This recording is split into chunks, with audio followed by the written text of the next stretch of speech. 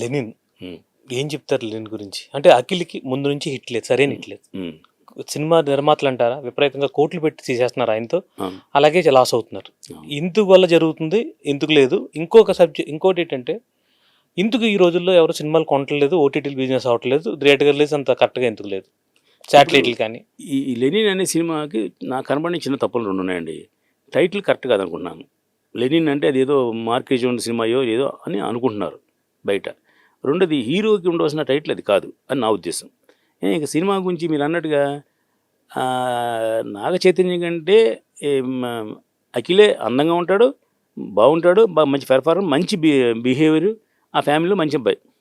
ఇంకో అబ్బాయి చెడ్డ అబ్బాయిని కాదు, కంటే అతను 90 మార్కులకి ఇతను 100 మార్కులు వేయచ్చు. అమల్ గారు కానీ, నాగార్జున గారు కానీ పాపం వాళ్ళని చాలా బాగా బ్యాకింగ్ ఉన్నట్టే కదా. అనపనుషుడి బ్యాకింగ్ అంటేను వాళ్ళు మొదటి సినిమా వినాయక్ గారు డైరెక్షన్ చేశారు. అది ఎందుకు ఆడలేదు. మరి సినిమా చూస్తే చాలా గ్రాండ్గా ఉంది, చాలా అద్భుతంగా ఉంది సినిమా. అది నేను కూడా చూశాను సినిమా. చాలా బ్రహ్మాండం కథ, అది మంచి కథ. ఆడలేదు. రెండోది సురేంద్ర డైరెక్షన్లో సినిమా చేశారు. దాంట్లో అయితే విపరీతంగా ఒకే ఒక డిస్ట్రిబ్యూటరు ఆంధ్రప్రదేశ్ మొత్తం కొనేశాడు. 60 కోట్లకు 50 కోట్లకు గుర్తులేదు కానీ నాకు కోట్ల మీద కొనేశాడు మొత్తం అంతా. ఒక్క దెబ్బకి ఆయన పేరు సతీష్ అని వైజాగ్ డిస్ట్రిబ్యూటర్ అంట. ఒక్క దెబ్బకి అతను ఎక్కడికో వెళ్ళిపోయాడు, ఒకే ఒక సినిమా దెబ్బకి.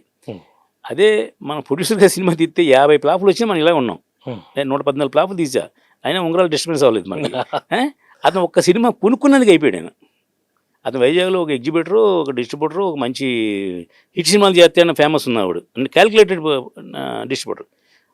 అది చాలా ఆశ్చర్యంగా బాధాకరమైన విషయం. ఆ సినిమా దెబ్బకి మొత్తం అయిపోయాడు.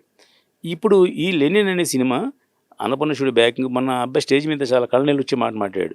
ఇంతకుమించి నేను ఎక్కువ మాట్లాడను, సినిమా రిలీజ్ అయిన తర్వాత మాడతాను అని. అంటే ఆ అబ్బాయి చాలా ఎమోషన్ అయ్యాడు. నేనైతే 100% సినిమా ఆడాలని కోరుకుంటున్నాను. అతను నమ్మి ఎందుకు అంత డబ్బులు పెట్టి సినిమాలు తీస్తున్నారండి? అతనికి హిట్ లేకపోయినా కూడా.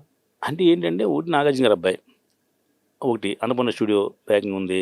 ఇప్పుడు పెద్ద హీరో, ఇప్పుడు రామ్ చరణ్ ఆ సినిమా ఇన్ని కోట్లు చేసింది, ఈ అబ్బాయి సినిమా ఇన్ని కోట్లు చేసింది కాబట్టి, బన్నీ సినిమా ఇన్ని కోట్లు చేసింది కాబట్టి ఈ సినిమా ఇన్ని కోట్లు చేయదు అనే ఉద్దేశంతో చేస్తున్నారు. అయితే మీరు అన్నట్టు దానికి ఒక కొలమానం ఎదరుంది. ఎదరు సినిమాలనే కదా.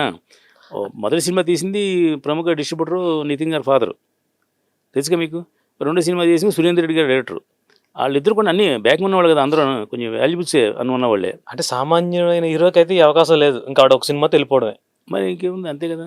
మరి అది కిరణ్ పూరన్ లాంటి పాపం కష్టపడి 2 సార్లు ఫెయిల్ అయినా 3 సార్లు సక్సెస్ అయ్యి మళ్ళీ అతను నిలదొక్కున్నాడు. అంటే తండ్రులు స్ట్రాంగ్గానే ఉంటేనే ఈ సినిమాలు తీస్తారు, ఎవరైనా డబ్బు పెట్టి. కొత్తవాడు కూడా మళ్ళీ ఎన్ని ఫ్లాప్లు వచ్చినా కూడా. మరి అంతేగా. మరి ఇప్పుడు అబ్బాయి నిలబెట్టుకుని కోసం ఏం చేయాలి వాళ్ళు? వాళ్ళ పిల్లల్ని ఎఫ్డీఐ ఆ ప్రొడ్యూసర్ లాసుల్లో ఇలా ఫాదర్లు ఎవరు కదండి. ఎందుకు ఇస్తారు? మీ ప్రొడ్యూసర్ గోకుని వెళ్తే ఆయన ఏం చేస్తారు? ఇప్పుడు నేను నాగార్జున గారు ఎవరన్నా రమ్మన్నారు ఏంటి, మీరు సినిమా తీయని అన్నారు ఏంటి?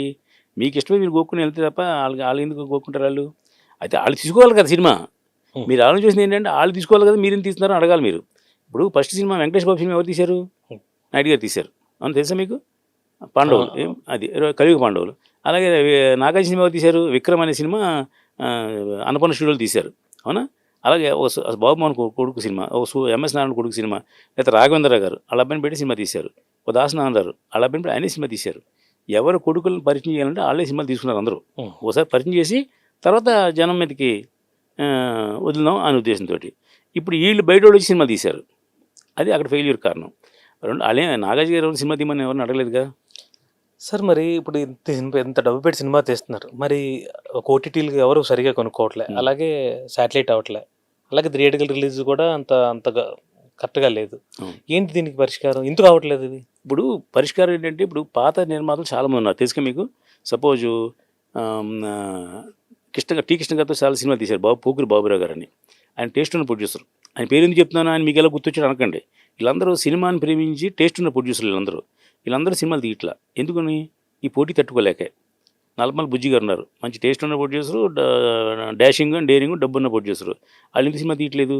అలాగా ఠాగూర్ మధు గారు, లేదా ఇలా 10 మంది పేర్లు ఉన్నారు. ఈ 10 మంది రెగ్యులర్ సినిమాలు తీసేవాళ్ళు.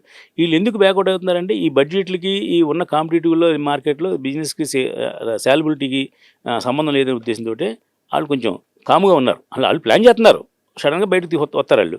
మిగతా వాళ్ళు ఏంటంటే, కొత్తగా వచ్చిన ప్రొడ్యూసర్లకు ఉత్సాహం ఉత్తేజం ఎక్కువ ఉంటుంది కాబట్టి, అది రియల్ ఎస్టేట్ డబ్బు లేకపోతే పొలిటికల్ డబ్బు ఏదో ఉంటుంది కాబట్టి వీళ్ళు సినిమాలు తీస్తున్నారు. నేను అనుకోండి, మీరు అనుకోండి, మనం ఏంటంటే ఇక్కడే పాతికిపోయినాం కాబట్టి ఏదో ఇప్పుడు కాదు రేపు కొడతాం, రేపు ఇల్లుండి కొడతాం హిట్ అని తీస్తున్నాం. ఇటు కొట్టమని మనకు కూడా తెలుసు. తీగిపోయినా మనం సరే ఇప్పుడు ఎలా ఇటు కొట్టడం, ఎలా సేఫ్ అవ్వాలి, సెకండ్ ఆలోచన. ఆ సినిమా తీయడం మానేచ్చు కదా మీరు అనొచ్చు. మనకి వేరే వ్యవహారం లేదు. సాయంత్రం కొంతమంది సాయంత్రం అయితే మంది వస్తారు, కొంతమంది ఏమో లేకపోతే పేకాడతారు, కొంతమంది ఇంకో చోటుకి వెళ్తారు కదా. మనకి ఏ పిచ్చి లేదు, ఇది ఒకటే పిచ్చి. సినిమా మీద పొగడదాం, సినిమా మీద రాబడదాం అనే ఆలోచనతోటి ఆ పనిలో ఉన్నాం. అందువల్ల దీన్ని వదిలి వెళ్ళలేకపోతున్నాం. ఇదే డబ్బు నేను రియల్ ఎస్టేట్లో పెట్టిన బొళ్ళు వచ్చు నాకు పెట్టట్లేదు. ఇది మనకి దాన్ని ఏమంటారంటే కెమెరా లైట్లు మన కళ్ళలో పడిపోతే నిద్ర అట్టదు మనకి. అందువల్ల ఎఫెక్ట్ అది, లైటింగ్ ఎఫెక్ట్ అది. సినిమా వ్యాపారానికి మంచి రోజులు ఎప్పుడు వస్తాయంటారు? సినిమా ఇప్పుడు మంచి రోజులు ఉన్నాయి సార్. మా కళ్ళు నెత్తి మీద కాకుండా కళ్ళ కింద పెట్టి చూస్తే మంచి రోజులు ఉన్నాయి. నేను ఫ్లాప్ అయితే సినిమా ఎలా తీస్తున్నాను చెప్పండి సార్, బయట వాళ్ళతో వదిలేయండి. ఫ్లాప్ అని తెలిసి ఎందుకు తీస్తున్నాను సినిమా, ఎలా తీస్తున్నాను సినిమా? మీరు విడిగా బడ్జెట్లో లెక్క వేసుకుని జాగ్రత్త చేస్తే నేను ఇక్కడ నా డబ్బు 100 సార్లు తెచ్చాను. నేను డబ్బు నేను ఒకసారి తెచ్చిన డబ్బుని రొటేషన్ చేస్తున్నాను. నేను 100 సార్లు 100 చోట్ల తేలేదు. నాకు ఎవడో అప్పిస్తాడా, ఎవడో ఫైనాన్స్ చేస్తాడా, ఎవడో పార్ట్నర్ చేస్తాను ఎప్పుడు చూడను, చేయను కూడా వాళ్ళతోటి. ఎందుకంటే పోయేదానికి మీరు పార్ట్నర్స్ ఎందుకు, నాకు అవసరం లేదు.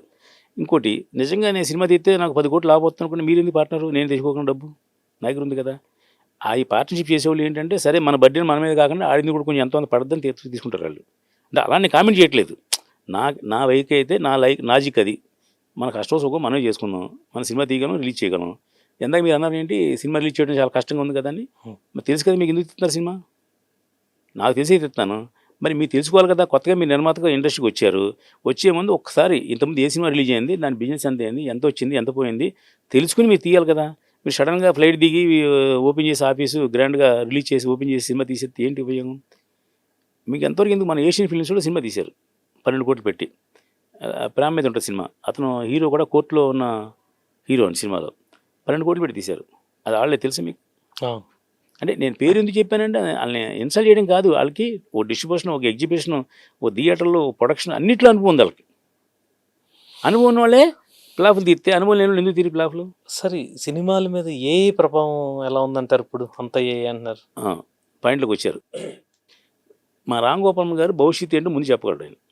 ఆయన ఒకసారి పూర్వం ఎప్పుడు మీకు 5D అనే కెమెరా వచ్చింది తెలుసుగా మీకు. 5D కెమెరాకి నేను బ్రాండ్ అంబాసిడర్ లాగా, లేదా కంపెనీ వాళ్ళు ఈయన పెట్టుకున్నారా అన్నట్టుగా 5D గురించి ఆయన బోల్డ్ ప్రమోట్ చేశాడు ఆయన. దాంట్లో దొంగల ముఠాను సినిమా తీశారు. రవితేజ, మంచు లక్ష్మి వీళ్ళందరినీ పెట్టి ఒక సినిమా తీశారు. అంటే ఇలా తీయచ్చు సినిమా అని అయిపోయింది కదా. ఆ తర్వాత అంతకుముందు స్టడీ క్యామ్ కెమెరా చేశారు. స్టడీ క్యామ్ కెమెరా ఉంది అంతకుముందు కూడా, ఎవరు తెలియదు అది.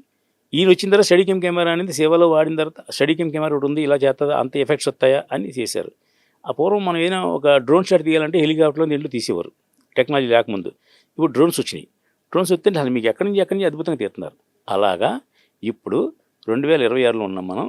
2026లో బిగినింగ్లో ఏఐ టెక్నాలజీ ఉంది, అంటే ఆర్టిఫిషియల్ ఇంటెలిజెన్స్ టెక్నాలజీ.